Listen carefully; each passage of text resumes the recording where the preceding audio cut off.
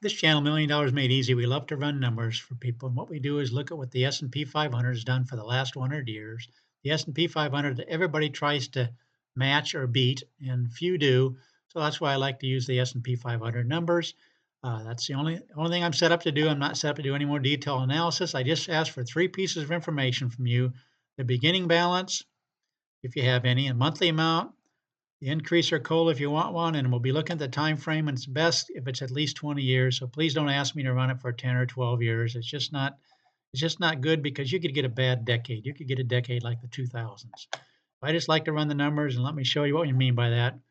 We have somebody that's 38 years old that has $71,000 saved up in his nest egg. Says he can save $500 a month. We're going to go ahead and update this. Again, what we're doing is projecting ahead what the returns might do in the future based on what they've done in the past. And we're going to be a wide range because we don't know whether they're going to have depression type years or dot-com bubble type years or just the market going through the roof. So here, this situation, 38-year-old, I'd be looking at the 25-year column because he'll be 63 in 25 years. So in that 25-year period, he would have put in 221,000. And these are the different returns for the 25-year period. And the worst case scenario is 1924, which is right here. You can see it right here. After 25 years, they have 855,000 right there. And if we change these years, it'd be 865 and so on. It goes down through here. And again, the worst case scenario was 1924.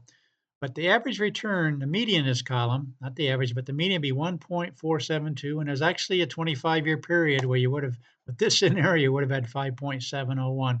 So that's what we like to do, is show you the range of what this scenario would do for this 38-year-old, $500 a month, beginning with 71,000. The last 100 years, you would have some kind of range between 855,000 and 5.7 million. Again, this is looking forward with the returns. If the returns were like this, it's just 1924. If their returns were like this going forward, we're just projecting them ahead. So that's what we do on this channel. We love to run numbers for people. We just ask you to give us these three criteria: the beginning balance, whether you want to inflate it, and also how much a month. We're going to do one more thing with this 38-year-old. We're going to increase what he's putting in, this $500 a month. We're going to increase it by 3% a year. You can see how much these numbers change. It's 855 and it's 1.472 specifically. See if this 855, how much that goes up to. Okay, that'd be 938. You can see it right over here in the 1924 column. The median would be up to 1.627. We also include the inflation adjusted numbers, and they'd be right here. This 938 of it have the buying power of about half of that. That's what happens with a 3% inflation rate. Prices double every 25 years. In other words, what you have 25 years from now, we have half the buying power of what it does today.